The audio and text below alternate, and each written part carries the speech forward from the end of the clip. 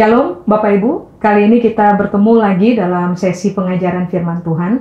Kali ini saya akan berbagi kepada saudara dari kitab Pengkhotbah pasal 3. Ada 4 ayat saja yang saya akan bagikan kepada saudara. Ayat yang ke-1, ke-10, ke-11, dan 14. Jadi mari sama-sama kita buka Pengkhotbah pasal yang ketiga ayat 1 dulu Pak Ibu. Mari saya baca. Untuk segala sesuatu ada masanya. Untuk apapun di bawah langit ada waktunya. Kalau saudara punya Alkitab terjemahan bahasa Inggrisnya, Alkitab bilang begini Pak Ibu. To everything there is a season and a time to every purpose under the heaven. Jadi ini yang Alkitab bilang buat kita. Bahwa apapun yang terjadi di bawah langit itu selalu ada tujuannya. Jadi yang saudara dan saya harus pahami adalah bahwa di dalam kehidupan kita, sementara kita menginjakkan kaki di bumi ini, selalu tidak ada faktor kebetulan. Nah, mari kita pelajari ayat pertama dulu, baru kemudian nanti kita pindah kepada ayat-ayat yang berikutnya. Saya ulang Pak Ibu, Alkitab bilang untuk segala sesuatu ada masanya, dan untuk apapun di bawah langit ada waktunya. Nah, kata masa di situ, dalam bahasa Ibrani, kata yang dipakai adalah kata ini, zeman. Zeman itu artinya adalah begini Pak Ibu. Waktu atau musim yang telah ditentukan. Makanya tadi saya bilang kepada saudara bahwa dalam hidup ini tidak ada faktor kebetulan. Apapun yang saudara dan saya hadapi dalam kehidupan kita, ternyata Alkitab bilang memang sudah ada waktu atau musim yang ditunjuk untuk pada akhirnya terjadi apapun dalam kehidupan kita. Itu arti dari kata masa atau zeman. Nah, mari sekarang kita lihat kepada kata yang berikutnya. Sebab Alkitab bilang untuk segala sesuatu ada masanya, dan untuk apapun di bawah langit ada waktunya. Kata waktunya di situ, Ibrani bilang kata ini, at. At itu artinya adalah waktu dari suatu peristiwa. Jadi suatu peristiwa akan selalu ada waktunya, tapi kata waktu atau kata at itu juga punya pengertian begini. Untuk segala sesuatu ada pengalaman yang bisa dipetik. Untuk segala sesuatu ada keberuntungan yang disediakan. Berarti ini yang Alkitab bilang. Apapun yang terjadi di bawah langit tidak pernah ada faktor kebetulan. Ada waktu atau musim yang memang telah ditetapkan sehingga sebuah peristiwa terjadi dalam kehidupan saudara dan saya. Ingatlah ini dengan baik. Alkitab berkata, tadi kata waktu, di dalam setiap peristiwa yang saudara dan saya alami ternyata ada pengalaman untuk saudara dan saya petik di dalamnya. Lalu yang kedua, ada keberuntungan yang disediakan untuk saudara dan saya dalam semua peristiwa yang kita jalani dalam kehidupan. Nah sekarang kalau dalam Alkitab bahasa Inggris kan tadi Alkitab bilang to every purpose under the heaven. Untuk apapun yang terjadi di bawah langit itu ada tujuannya. Kata tujuan di situ Pak Ibu, bahasa Ibrani menggunakan kata hepes. Berarti arti dari kata hepes adalah begini. Ada sebuah tujuan yang nantinya akan mendatangkan kegembiraan atau sukacita dalam kehidupan saudara dan saya. Coba saudara kaitkan dengan ayat yang Alkitab bilang kepada kita bahwa Tuhan tidak pernah punya rancangan jahat untuk saudara dan saya. Dia punya rancangan adalah rancangan yang mendatangkan kebaikan dan hari depan yang penuh dengan harapan kepada kita. Rupa-rupanya penulis dari kitab Pengkhotbah ini berkata bahwa selama saudara dan saya hidup, pahamilah bahwa peristiwa apapun yang terjadi dalam kehidupan kita selalu akan terjadi berdasarkan waktu yang sudah ditunjuk. Lalu begini, berdasarkan musim yang sudah ditunjuk. Lalu begini, di dalam semua peristiwa itu akan selalu ada pengalaman untuk dipetik dan juga keberuntungan yang saudara dan saya bisa peroleh di balik semua peristiwa yang terjadi. Tetapi Alkitab juga bilang, dalam peristiwa apapun yang terjadi pada kehidupan saudara dan saya, ternyata akan mempertemukan saudara dan saya dengan sebuah tujuan yang mendatangkan sukacita bagi kita, kegirangan bagi kita, kegembiraan buat kita. Nah, secara teori ini enak untuk didengar Pak Ibu, tapi pada prakteknya susah. Sebab pada waktu saudara dan saya mengalami sebuah peristiwa atau sebuah musim yang bagi kita pertimbangan logika berpikir kita. Sebuah musim atau sebuah keadaan yang tidak menyenangkan hati kita, rata-rata kita akan mengalami kesulitan untuk menemukan ini pengalaman apa yang bisa dipetik. Ini keberuntungan apa yang saya bisa dapat. Ini adalah sebuah tujuan yang mendatangkan kegembiraan buat saya dan bisa dilihat dari sisi mana. Nah, itu adalah pertimbangan logika kita, sebab percayalah Pak Ibu, waktu kita mengalami musim-musim yang tidak menyenangkan bagi kita, seringkali orang gagal untuk begini, menimba pengalaman dari sebuah peristiwa.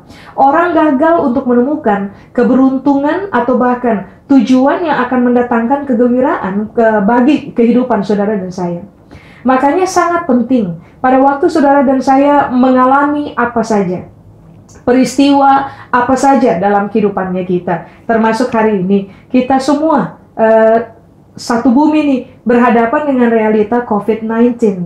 Mari, pada realita yang hari ini sedang kita hadapi, harusnya saudara dan saya tenang sebentar, duduk diam sebentar, dan merenungkan ulang. Sebenarnya pengalaman apa yang sedang Tuhan mau untuk saya pelajari di area ini? Pengalaman pembelajaran apa yang saya bisa petik dari peristiwa ini? Lalu berikutnya, keberuntungan macam apa yang sebenarnya Tuhan sudah sediakan buat saya di balik peristiwa yang memang harus terjadi di depan matanya kita. Lalu begini, sukacita macam apa yang nantinya saudara dan saya akan bisa temukan dan nikmati dalam kehidupan kita. Itulah sebabnya mari kita belajar dulu apa yang Alkitab ajar, supaya pada akhirnya saudara dan saya paham betul bahwa memang semua peristiwa yang memang telah ditunjuk berdasarkan waktu itu akan selalu mempertemukan saudara dan saya dengan pengalaman, lalu keberuntungan, lalu kegirangan karena memahami tujuan dari sebuah peristiwa terjadi dalam kehidupan kita.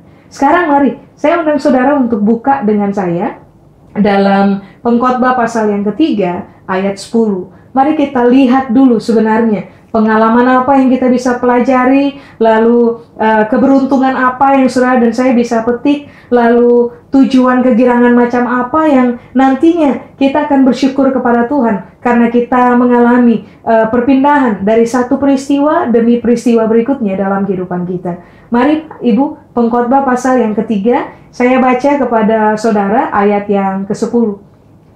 Aku telah melihat pekerjaan yang diberikan Allah kepada anak-anak manusia untuk melelahkan dirinya. Nah, kalimat ini kan kurang enak Pak Ibu. Bayangkan, Alkitab bilang dalam bahasa Indonesia bilang ini, pekerjaan Tuhan berikan kepada kita untuk bikin kita lelah. Nah, itu kan kurang enak untuk ditimbang oleh kita atau kurang enak untuk dibaca, bahkan direnungkan oleh kita. Mari, kalau saudara punya Alkitab bahasa Inggris, Alkitab bilang begini, saya telah melihat pekerjaan atau begini, kata pekerjaan dalam bahasa Indonesia, bahasa Inggrisnya bilang task. Task itu dalam bahasa Ibrani bilang inyan. Inyan tuh artinya adalah begini, saya telah melihat kesukaran waktu melahirkan. Saya telah melihat kesukaran waktu saya bekerja keras. Saya telah melihat tekanan dalam hidup, kesesakan dalam hidup, kelemahan demi kelemahan dalam hidup yang terjadi pada kehidupan saya. Terus kalimat berikutnya bilang gini, has given to the sons of men to be humbled by it. Berarti Alkitab bilang begini, saya telah melihat bahwa ada kesukaran yang terjadi saat melahirkan. Ada waktu-waktu di mana saya harus bekerja keras. Ada waktu-waktu di mana saya harus berhadapan dengan tekanan, kesesakan, kelemahan, penderitaan dalam peristiwa-peristiwa apapun yang terjadi pada kehidupan saya. Lalu Alkitab bilang, ini memang harus diperhadapkan kepada manusia supaya pada akhirnya, ini Alkitab bilang, to be humbled by it. Supaya pada akhirnya saudara dan saya ditemukan sebagai orang yang rendah hati, semakin rendah hati.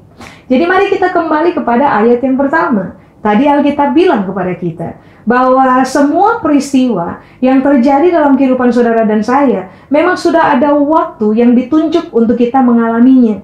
Tetapi dalam semua peristiwa tersebut Alkitab bilang, saudara dan saya akan bertemu dengan 3 hal. 1, pengalaman untuk dipetik. 2, keberuntungan untuk kita raih. Lalu yang ketiga, saudara dan saya akan mengalami kegirangan karena memahami tujuan di balik sebuah peristiwa. Nah, apakah pengalaman, apakah keberuntungan, atau apakah sukacita, kegembiraan, kegirangan yang saudara dan saya bisa temukan dalam peristiwa apapun yang kita alami dalam kehidupan? Yang tadi saya sudah bilang, Pak Ibu, kesukaran waktu melahirkan, proses bekerja keras dari satu hari ke hari berikutnya, kesukaran, lalu tekanan, lalu kelemahan, lalu penderitaan, cerita untung apa yang kita bisa dapat, pengalaman apa yang kita bisa petik, kegembiraan apa yang pada akhirnya kita bisa alami karena tujuan dari peristiwa ini terjadi. Rupa-rupanya Alkitab bilang, semua hal yang terjadi dalam kehidupan saudara dan saya, salah satu maknanya adalah begini, untuk menolong saudara dan saya menjadi orang yang rendah hati, Pak Ibu, humble. Nah, kata rendah hati di situ, Alkitab menggunakan kata ini dalam bahasa Aram. Kata yang dipakai adalah kata ini, ana, A-N-A. Rendah hati itu arti yang pertama adalah memang rendah hati, Pak Ibu. Tetapi arti yang kedua adalah begini, terkoneksi kembali dengan Tuhan. Jadi coba saudara lihat, waktu saudara dan saya mengalami peristiwa apapun dalam kehidupan kita, garis bawahi, dengan pengalaman ini, ada keberuntungan yang saya bisa peroleh di dalamnya, yang akan menolong saya untuk bertemu dengan tujuan yang menggembirakan saya dalam kehidupan. Apa itu? Begini, 1, saudara dan saya bisa tertolong untuk menjadi orang-orang yang semakin rendah hati di hadapan Tuhan, untuk menjadi orang-orang yang kembali atau tetap berada dalam koneksi dengan Tuhan, tidak mengalami yang disebut dengan putus koneksi, tetapi saudara dan saya terkoneksi tetap bersama dengan Tuhan. Sebab begini Pak Ibu, percayalah, waktu saudara dan saya mengalami kesukaran dalam kehidupan, semua orang paham bahwa kita adalah manusia terbatas. Saudara dan saya punya kekuatan, iya, tapi kekuatan kita terbatas. Saudara dan saya punya kecerdasan, iya, tapi kecerdasan kita terbatas. Saudara dan saya punya uang, iya, tetapi uang kita terbatas. Saudara dan saya punya teman, iya, punya komunitas, iya, tetapi teman atau bahkan komunitas dalam kehidupan kita terbatas juga.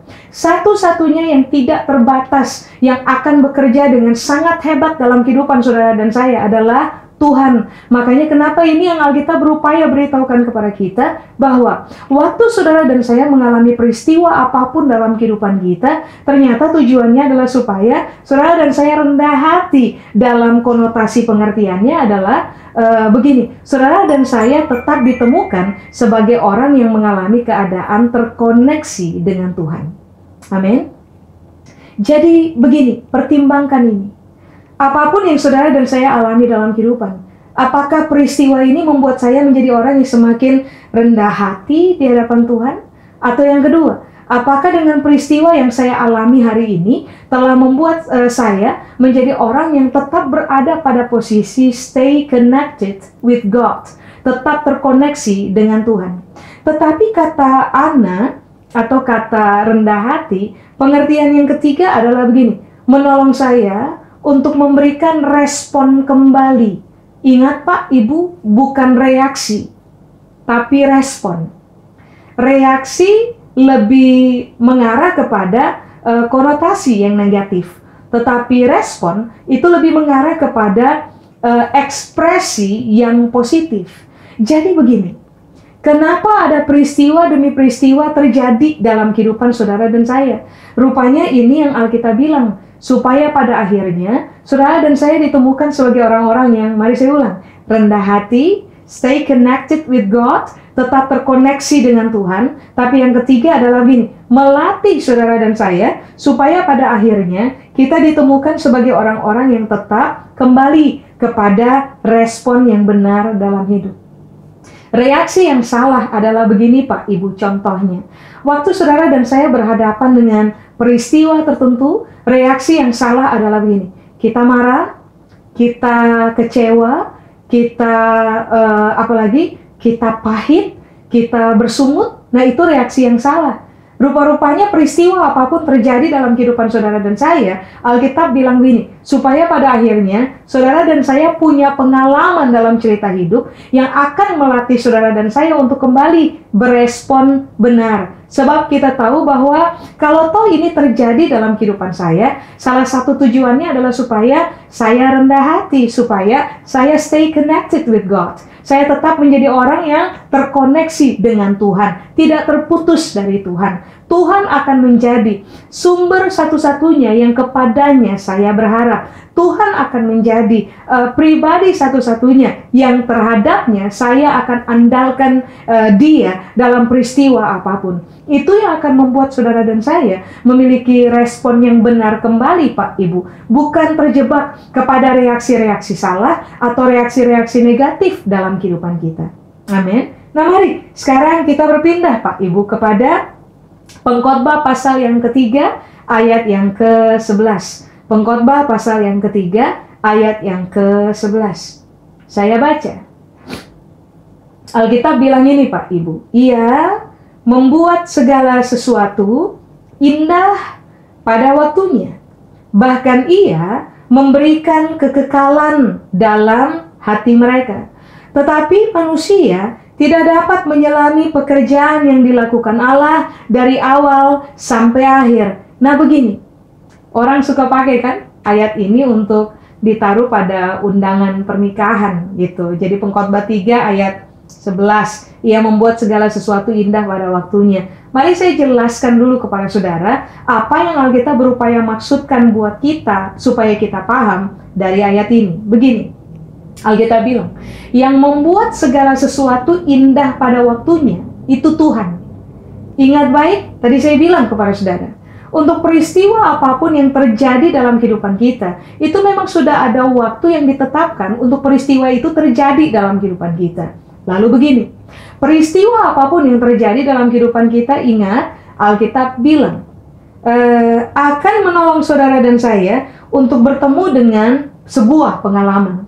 Akan menolong saudara dan saya untuk bertemu dengan sebuah keberuntungan. Akan menolong saudara dan saya untuk bertemu dengan begini, sukacita dari tujuan yang telah Tuhan kerjakan dalam kehidupan kita. Pada akhirnya ketika saudara dan saya memahami tujuan Tuhan dalam kehidupan kita, saudara dan saya akan dikenal sebagai orang yang sangat bersukacita untuk apa yang Tuhan kerjakan dalam kehidupan kita. Tadi kita sudah belajar, peristiwa apapun yang terjadi dalam kehidupan kita, rupa-rupanya akan menolong saudara dan saya untuk menjadi orang yang rendah hati, tetap terkoneksi dengan Tuhan, dan kembali kepada respon yang benar terhadap peristiwa apapun yang terjadi dalam kehidupan kita. Tapi mari kita lihat di ayat 11. Alkitab bilang, Tuhan itu kalau mengerjakan apa saja dalam kehidupan kita, pekerjaan itu akan tampak indah untuk saudara dan saya pada waktu yang telah ditentukan. Jadi kalau hari ini saudara dan saya meratap, lalu kita gagal melihat keindahan dalam ratapan, kembali lagi kepada Pengkhotbah pasal 3, ayat yang pertama, yang berkata bahwa di balik semua peristiwa, ada tujuan yang akan mendatangkan kegirangan untuk saudara dan saya. Amin. Supaya pada akhirnya, kita menjadi orang-orang yang tidak gampang, Pak, Ibu, mencurigai Tuhan dengan peristiwa yang terjadi dalam kehidupan kita. Mari kita lihat kata indah. Kata indah di situ, Pak, Ibu, itu diambil dari kata Ibrani yapeh atau yepepia.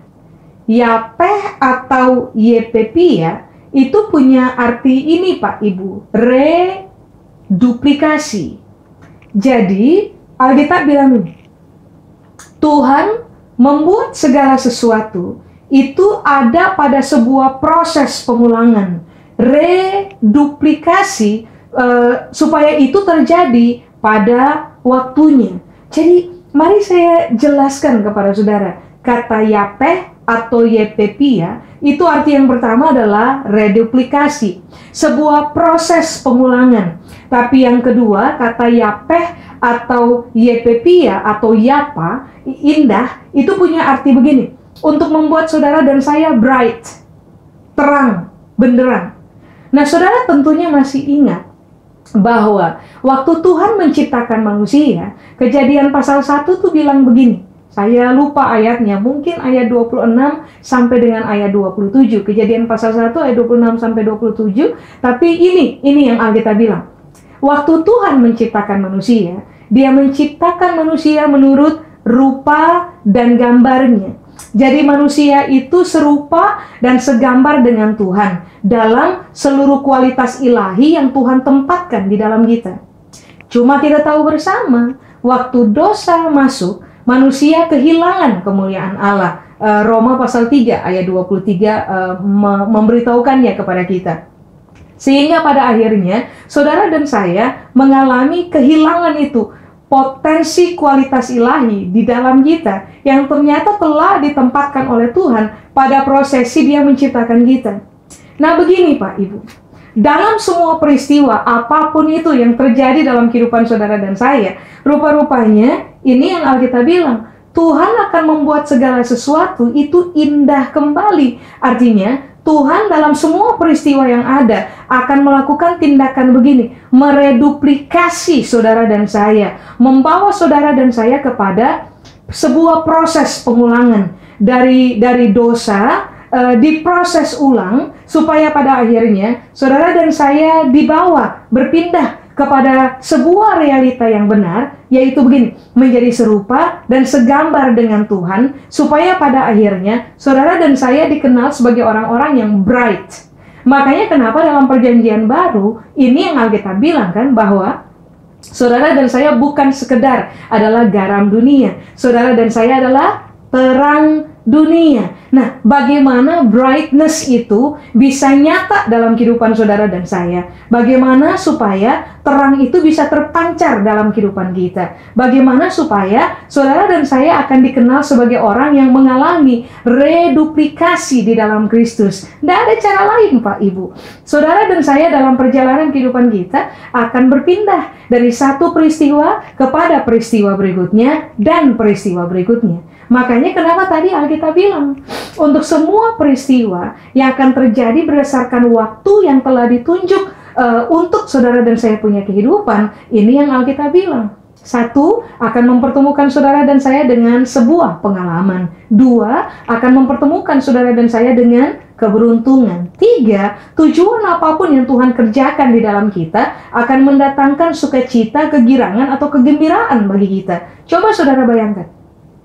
Dari yang dulunya sombong, ternyata karena mengalami banyak peristiwa dalam kehidupan, lalu kita kembali kepada respon yang benar, kita stay connected lagi dengan Tuhan, kita terkoneksi kembali dengan Tuhan, kita menjadi orang-orang yang rendah hati. Bukankah itu adalah sebuah keindahan yang sedang Tuhan kerjakan dalam kita? Keberuntungan kita adalah kita tidak lagi akan dikenal sebagai orang yang sombong, Pak Ibu. Saudara dan saya akan dikenal sebagai orang yang rendah hati. Kita akan dikenal bukan lagi sebagai orang-orang yang bereaksi salah dalam kehidupan, tetapi saudara dan saya akan dikenal sebagai orang-orang yang terbiasa memberikan respon yang benar terhadap semua peristiwa apapun itu, you name it, yang terjadi dalam kehidupan saudara dan saya. Makanya ini yang Alkitab bilang, salah satu keuntungan yang saudara dan saya bisa peroleh yang nantinya akan mendatangkan sukacita bagi kehidupan kita adalah, Bapak Ibu, saudara dan saya akan semakin bright dalam peristiwa apapun yang kita alami selama kita stay connected with God, sehingga pada akhirnya saudara dan saya akan mengalami reduplikasi. Gambar dan image Tuhan itu gambaran kualitas ilahi yang Tuhan telah tempatkan buat kehidupan kita dari sejak zaman purbakala itu mengalami realita reduplikasi lagi dalam kita, sebuah proses pengulangan lagi di dalam kehidupan kita. Baiklah semua orang melakukan introspeksi diri. Apakah dengan semua peristiwa yang telah saya alami dalam kehidupan, kesusahan-kesusahan, penderitaan, proses demi proses berat yang saya alami, ini menggiring saya kepada realita reduplikasi enggak? Gambaran Kristus tampak nyata di dalam saya enggak? Atau justru waktu saya mengalami proses yang berat, saya menjadi orang yang semakin buruk berkelakuan, buruk dalam reaksi, kalah, and so. Nah, Ini yang perlu kita cek ulang Pak Ibu. Sebab begini, saya ulang Pak Ibu. Tuhan tidak pernah bermaksud jahat untuk kehidupan saudara dan saya.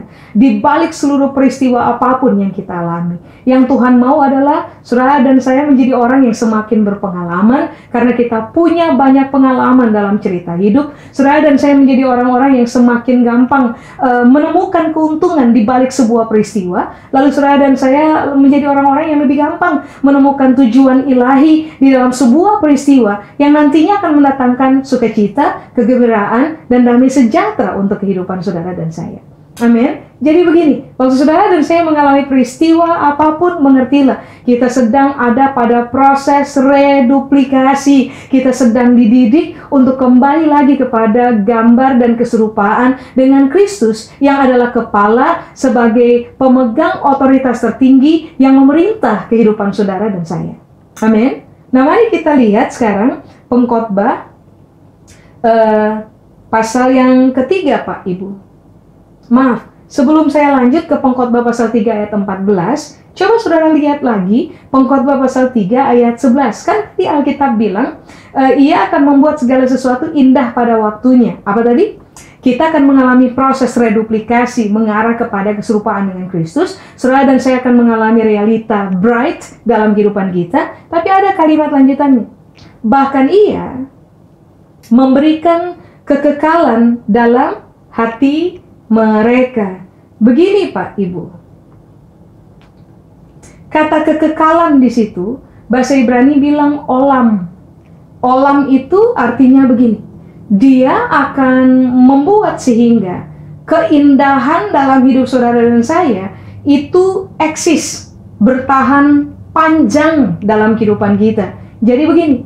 Waktu saudara dan saya mengalami peristiwa apa saja dalam hidupnya kita, lalu kita ambil pengalaman di situ, lalu kita temukan keberuntungan di situ, lalu kita paham tujuan yang sedang Tuhan kerjakan dalam kehidupan kita, lalu kita bersuka cita, lalu kita rendah hati, lalu kita stay connected with God, lalu kita menjadi orang-orang yang kembali kepada respon yang benar di hadapan Tuhan, lalu kita menjadi orang-orang yang semakin serupa dan segambar dengan Kristus, lalu kita menjadi orang-orang yang semakin bright dalam kehidupan. Rupa-rupanya ini yang Alkitab bilang, itu kualitas itu tidak akan terjadi sesaat. Sebab Tuhan akan membuat kualitas yang tadi saya sebut kepada saudara tadi itu akan eksis dalam kehidupan kita dalam jangka waktu yang sangat panjang sampai kepada kekekalan.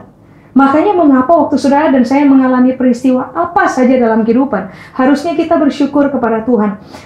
Karena apapun yang Dia kerjakan, tujuan hebat apapun yang Dia kerjakan dalam kehidupan saudara dan saya, kalau itu berhasil dalam hidup kita, karena kita memilih untuk kembali kepada Tuhan, kembali berespon benar, stay connected with God, maka kualitas itu akan bertahan, eksis di dalam kita dalam jangka waktu sangat panjang sampai kepada kekekalan. Amin. Makanya begini Pak, Ibu. Semua orang yang belajar dari proses hidup, biasanya mereka akan mengalami perubahan kualitas, dan semakin lama mereka belajar dan menjadi orang-orang yang semakin menghargai peristiwa dalam hidup dan pengalaman kehidupan. Coba saudara lihat, kualitas kehidupan mereka menjadi semakin teruji. Mereka menjadi orang yang semakin tenang menghadapi peristiwa apa saja dalam kehidupan. Karena waktu Tuhan bekerja, menempatkan kualitasnya dalam kehidupan kita, Dia menempatkannya dalam seluruh keindahan, dan Dia membuat keindahan itu menjadi eksis dalam kehidupan saudara dan saya, lalu bertahan sampai kepada kekekalan. Amin. Makanya kenapa Alkitab bilang, kalau Tuhan ubah orang, Tuhan tidak ubah orang cuma untuk kepentingan dia berubah 1 hari, atau dia berubah 1 minggu, atau dia berubah 1 bulan. Waktu Tuhan memperhadapkan manusia dengan peristiwa apapun dalam kehidupan, lalu manusia itu belajar, menimba pengalaman, menimba sebuah keberuntungan, menjadi orang yang kembali kepada respon yang benar, menjadi orang rendah hati, menjadi orang yang semakin stay connected with God. Coba saudara lihat, kualitas dalam kehidupan mereka bertahan sampai sangat lama, bahkan Alkitab bilang sampai kepada kekekalan. Nah, mari sekarang kita lihat Pengkhotbah pasal yang ketiga ayat yang ke-14 Pak Ibu. Pengkhotbah pasal yang ketiga ayat 14. Keberuntungan apa yang saudara dan saya bisa peroleh? Pengalaman apa yang saudara dan saya bisa peroleh? Tujuan apa yang bisa mendatangkan kegembiraan buat kehidupan kita di balik semua peristiwa yang terjadi dalam kehidupan kita, Pak Ibu? Mari kita lihat Pengkhotbah pasal 3 ayat yang ke-14. Nah, Alkitab bilang ini, Pak Ibu. Aku tahu bahwa segala sesuatu yang dilakukan Allah akan tetap ada untuk selamanya. Itu tak dapat ditambah dan tak dapat dikurangi. Allah berbuat demikian supaya manusia takut akan Dia. Kenapa saudara dan saya dididik begitu rupa? Supaya pada akhirnya kita mengalami reduplikasi, keserupaan kembali dengan Kristus. Kita menjadi bright, kita menjadi orang-orang yang rendah hati dengan semua peristiwa apapun yang terjadi dalam kehidupan kita. Rupa-rupanya keuntungan yang saudara dan saya bisa peroleh dari peristiwa apapun, Alkitab bilang di ayat yang ke-14 adalah supaya saudara dan saya ditemukan sebagai manusia yang takut kepada Tuhan. Amin. Nah, begini Pak Ibu, kata takut di situ itu diambil dari kata ini, yare. Yare itu artinya adalah begini. Kita akan ditemukan dalam semua peristiwa apapun yang terjadi dalam kehidupan kita. Harusnya kita akan semakin ditemukan sebagai orang-orang yang begini. Takjub kepada Tuhan. Hormat kepada Tuhan. Kagum kepada Tuhan. Harusnya, mari saya ulang.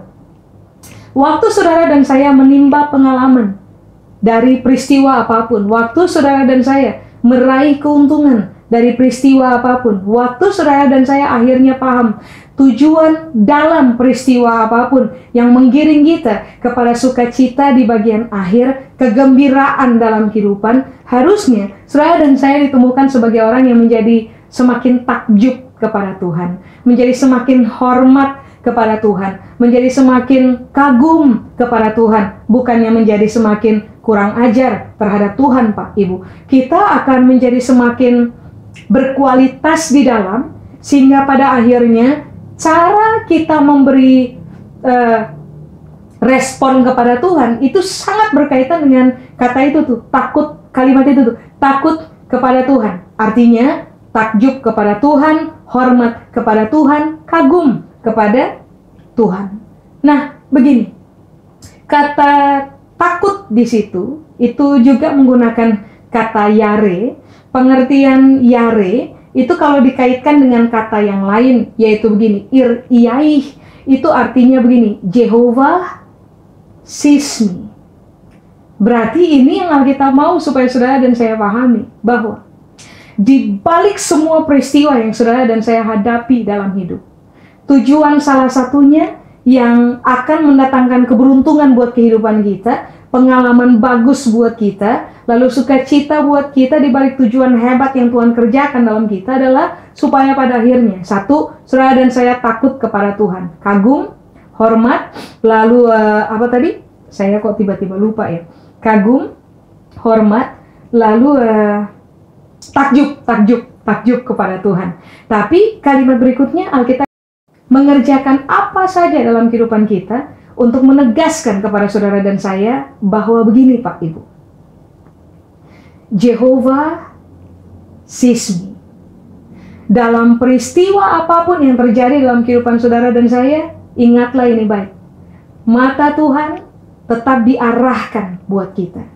Waktu saudara dan saya mengalami peristiwa apapun dalam kehidupan, ingatlah dengan baik, mata Tuhan itu terarah buat kita.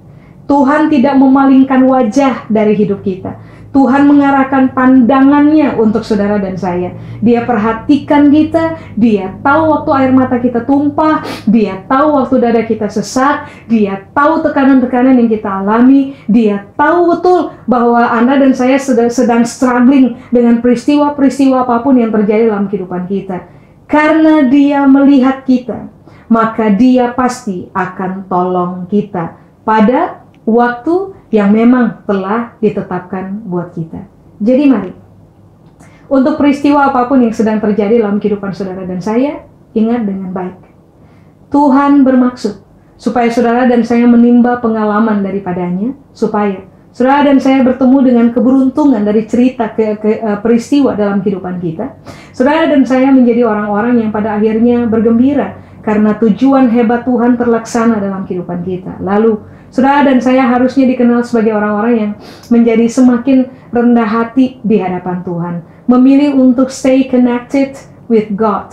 Memilih untuk mengembalikan atau mengekspresikan respon yang benar terhadap sebuah peristiwa, terhadap Tuhan dalam sebuah peristiwa, terhadap orang-orang di sekeliling kita yang termasuk dalam peristiwa apapun yang sedang kita alami. Tapi ingat ini dengan baik, alamilah tetap reduplikasi di dalam Kristus. Kiranya saudara dan saya dengan peristiwa apapun yang terjadi dalam kehidupan kita ditemukan sebagai orang-orang yang semakin serupa dan segambar dengan Kristus, dan kiranya kualitas Kristus itu, brightness Kristus itu eksis dalam kehidupan kita dan bertahan sampai kepada waktu kekekalan. Lalu saudara dan saya akan dikenal sebagai orang-orang yang semakin takjub kepada Tuhan, kagum kepada Tuhan, hormat kepada Tuhan, karena keyakinan kita adalah begini: Jehovah sees me, Tuhan lihat saya nggak sendiri, ada Tuhan bersama-sama dengan saya. Amin.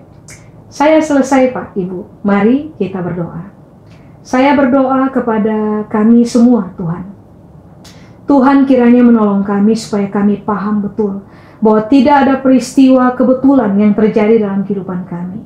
Tuhan tolong kami supaya kami mengakar di dalam kebenaran ini, sehingga dalam semua peristiwa apapun yang terjadi dalam kehidupan kami, pada akhirnya kami bisa melihat tujuan hebat Tuhan di dalam semua peristiwa yang ada. Kami bisa menjadi orang yang lebih berpengalaman untuk menarik keberuntungan yang Tuhan sedang sediakan untuk kehidupan kami. Kami berdoa kiranya di balik semua peristiwa yang kami alami dalam hidup, kami menjadi orang-orang yang semakin rendah hati, semakin teruji kualitas Kristus di dalam kami. Kami menjadi orang-orang yang semakin takut kepada Tuhan dan meyakini bahwa kami tidak pernah ditinggalkan sendiri oleh Tuhan.